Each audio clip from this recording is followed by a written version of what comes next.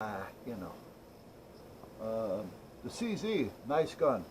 The problem I don't like with it is that the slide is inside the frame, not on the outside of the frame, which can cause a little bit of malfunctions because of crap getting in there.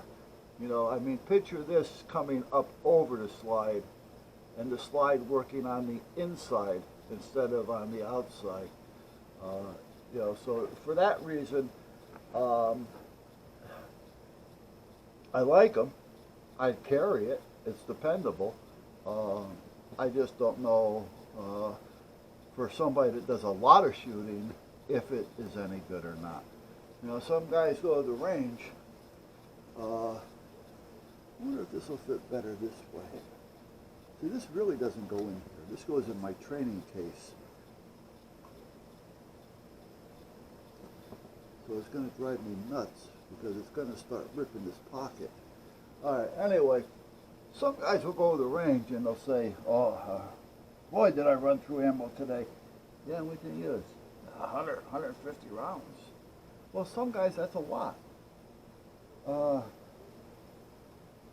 You know, when I was going to the range almost every day, popping, 800 rounds, 1,000 rounds, which is not unheard of, then you start thinking more about it. You're not just, popping a few and cleaning. You're popping a lot. And then sometimes I'd come home and I wouldn't really clean them. I'd spray them a little bit with a little cleaner lube, but wipe it down, but I wouldn't clean it. So sometimes they'd go a couple of rounds, a couple of shots into range before I really do a cleaning. That was back then. Now they get cleaned every time I go to range. I don't care if I put 10 rounds through it. But anyway, some of these, they use them, but how often are they using them? Now this is an FN. This is also a 9 millimeter. This is the FNX9. This is a hammer. That's why you have the drop safety and all. I like one safety. Alright, it's not that I'm a safety Sally. It has to have 100 safeties. I don't like the backstrap safeties. I've seen problems with that with the people when they go to fire with their weak hand. They just, for some reason, can't get the grip on it. Well, the reason is they don't practice enough with their weak hand. It's in our nature to want to do good, and you're going to do best most of the time with your strong hand. And that's what happens. So they always go to their strong hand. They go here, and they're all over the place. They don't have the patience to want to start honing their skills with their non-dominant hand, and that's what happens. So, but I don't like that. I like one safety on the gun. My other ones are in the house. I have a Browning in the house, the 380 double action. Nice. I've had that for 40 years. I've had it so long that the nickel actually worn off. It was a nickel. I Duracoated that one. That's on the YouTube. I think that was one of my first videos, if I remember right. But again, FN, I'm just a fan of FN. That's all there is to it. FN, Beretta, 6 hour.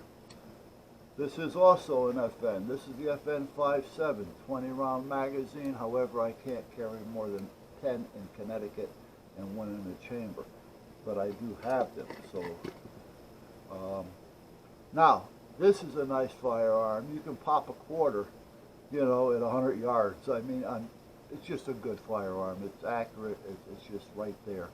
The only thing I don't like about it, it's almost like a 22 high power or something, 22 Magnum or whatever. The thing is, though, the safety is on the fingertip. Now, that's a good place for it. I like that.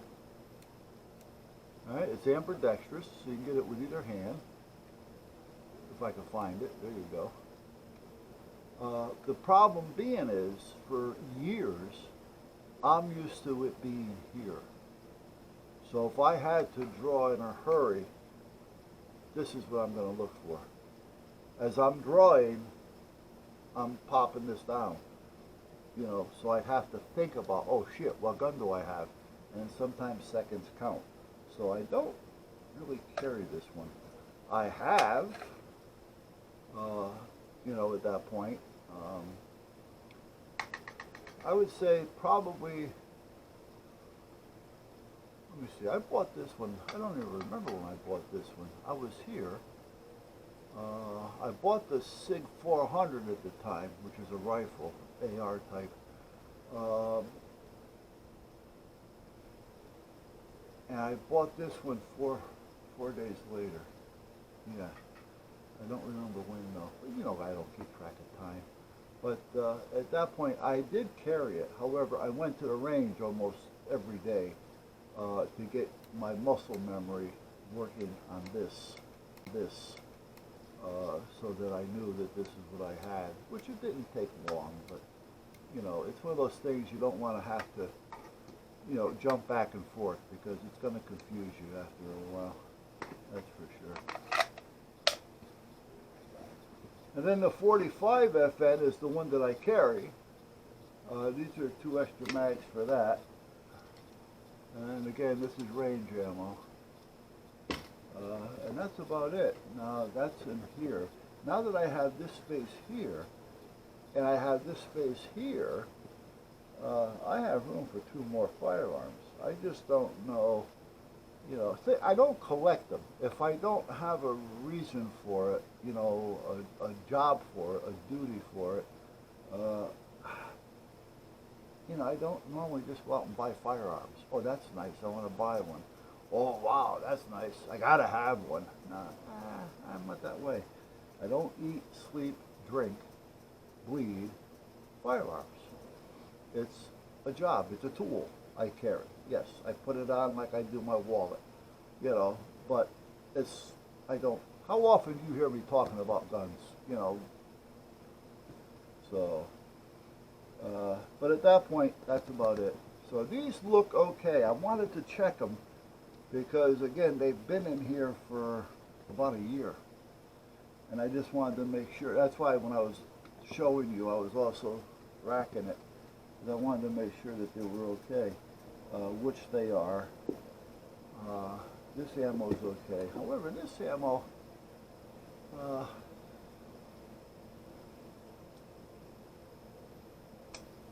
yeah, these would be okay.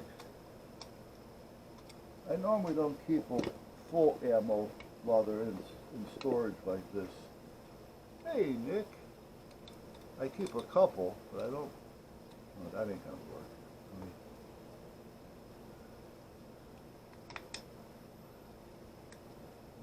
But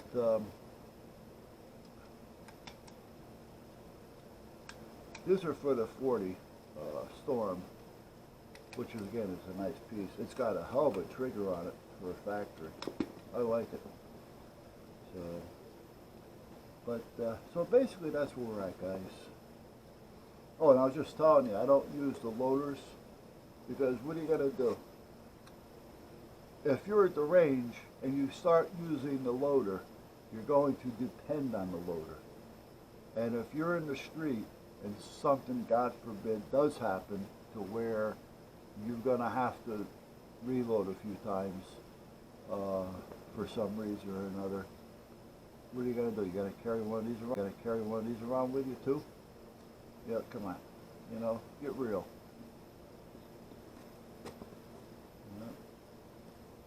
That's like we have a 10-round magazine law. We can't do more than 10 rounds in one in the chamber.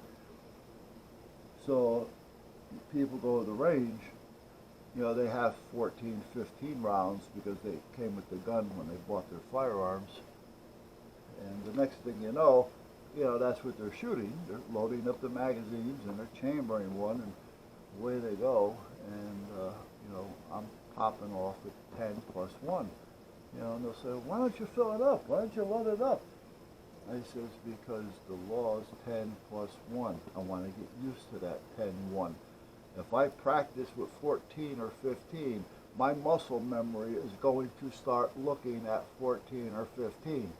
So if I ever did have to use it, and I'm pulling that trigger, and I get to 10, 11, I'm going to think I still have 12, 13, and 14. In fact, I don't. So shoot what you can have in your firearm. You know, if I can only have 10 plus 1, I'm going to use 10 plus 1. You know, that's all there is to it. You know, now if the law changes, good. If it doesn't, well, so be it. If I carry more than 10 plus 1, I can lose my permit if I get a real prick of a cop. All right, so that's that. This one here is driving me nuts. It really is. This is a 22 target pistol. Now, it's a nice piece. However, not everybody can use it. I used to use this a lot when we did classes. But you need to have a set of strong fingers because it's here. And not everybody had the ability of doing that. You know, they're used to doing this, not sneaking in underneath the rail here. It's a good gun. You know what surprised me too? I am not a big fan of Ruger, especially their pistols. The revolvers, I think they're like their 100, their 101. I think they make a great revolver. I gotta do something with that. That's gonna drive me nuts. So, I've got a couple revolvers, not many, but meanwhile, I don't care for the Ruger pistols, the semi-automatics, whatever you want to identify it as. I just don't like them. I fired them. I find that they're a hard firearm, not hard, you know, on target to shoot, but they're hard. You know, it's just not a comfortable firearm. All the ones that I've used, they're 380s. When I see people firing 380s and they're not hitting the target at all, and they're trying to figure out every excuse in the book, and I tell them, it's your firearm. No, you know, it's the best one, it's the best in the world. You talk about their gun, it's like you're talking about their wife, you know, I mean, or sometimes you can talk about the wife more than the gun. You know, you take somebody that owns a Glock and tell them the Glock sucks, they'll shoot you. You know, what do you mean the Glock sucks? You don't know what you're talking about, blah, blah, blah, blah, blah. You know, okay, well, it's my opinion. I don't like Glock. We have one. I have a 40 in there. I personally don't like them. So, but, you know, if somebody comes up to me and says, well, I hate an FN, I hate a Beretta, I hate a SIG. Fine, that's your prerogative. You know, fine, I don't care. I'm not going to argue over it. You know, I like them, I own them, I use them, you know. But the Rugers, I don't care for them. However, I had a SIG Mosquito 22 that I was using for classes. And that was the biggest. Now this was a SIG, and I like SIG. It was the biggest piece of shit that I owned. Again, it got a lot of use from me because, you know, we're talking, you know, what, 10, 15 students, you know, a couple times a month, you know, 100 rounds each, plus I would use it occasionally, you know, so it's getting a lot of use. It's not one of these guys who say, oh, I love it, I got it, it works fine, I never had a problem. Oh, I put 100 rounds through it last year. You know, all right, you know, the count is relative, you know, but your 100 to my 10,000 basically. But the SIG, the Mosquito, was just, in my opinion, a dud with SIG. That doesn't take me away from SIG, but that particular I would never buy again. So I'm at the range, I'm at the gun shop because I needed a 22 for the following day. And I wanted, naturally, a pistol, not the revolver. So I'm looking and I can't seem to find anything. the guy behind the counter says, "What do you think of the Ruger 22?" The Ruger 22. I said, "If it's anything like the other ones, I just don't want it." Yeah. It's not that it's not a. I can't say that it's not a reliable gun. I'm just saying you got to do a lot of practicing with it first. In my opinion, it's a hard firearm. You know, if you take that guy that was using this 380, by the way, you know, he couldn't even hit the paper, and he's only 15 feet away. I mean, come on, you know, and he's blaming it on everything. I said, "It's your gun." No. I says, "What is it? A 380?" He goes, "Yeah." I gave him my Browning 380. I says, "Try this one." He says, "What is it?" I said, "Never mind what it is. It's a 380. Bam, bam, bam. He's right on the money. He says, "Wow." He says, what, you know, I'm telling you, it's the gun. Some guns are just hard to get used to. And, you know, just a hard shooting firearm. So, but then, again, that's depending on a person. But most of the people that I've run into, and the Rugers that I've fired, I don't like them. If you're not comfortable firing it, you're not going to practice with it. If you don't practice with it, there's no sense having it. So, yeah, you can't go to the range once, buy a gun, go to the range, pop off 50 rounds, and expect it to be there for you, and you hit your target when you're under stress. So, but anyway, the 22 Ruger pistol. He says, I use one when I give classes. He says, "I'll tell you what, buy it. I'll write on the receipt and I'll sign the receipt. After your class tomorrow, if you don't like it, bring it back and I'll give you your full money back." I can't beat that. He has a lot of faith in that firearm. Because once I give it back to him, he can't sell it as new. So, you know, he's kind of, you know, ready to pay out some money here at this point. And took it to the range, and I'll tell you what, it's been working. So the Ruger 22 is definitely a good firearm compared to the Mosquito anyway.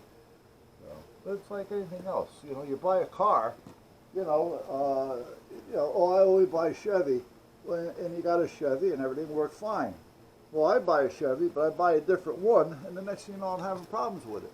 You know, every manufacturer makes something good in something, but it doesn't necessarily mean that everything they make is good.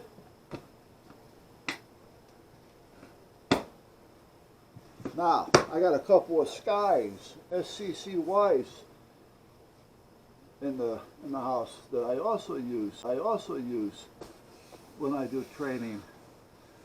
And why I use them is because they suck.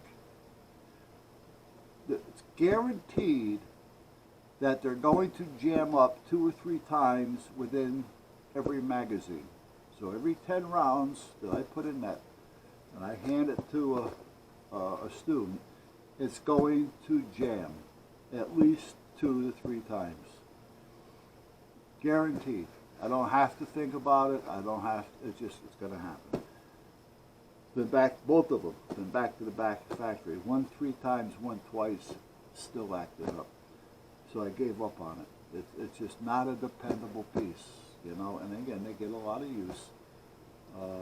But I use it because I want to know and see how the student is going to react and clear the pistol when it jams. Because if it doesn't jam, they're never going to know. You can tell them all day. You know, some instructors don't even tell them. You know, they just shoot, hit the target, blah, blah, blah. They don't talk about jams. If it does jam, they'll talk about it. But for the most part, they don't talk about it. And then there's those that do talk about it, you know. So everybody has their own way of teaching. So, all right. So these are all fine. So let me put the lock back on this so I don't lose it.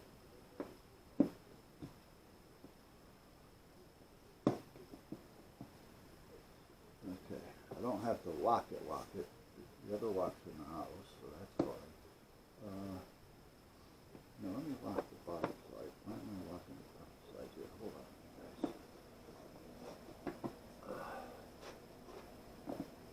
Tomorrow I'll bring out a couple of the other ones because I'm going to be getting ready to go in. Let me unplug you guys for a minute.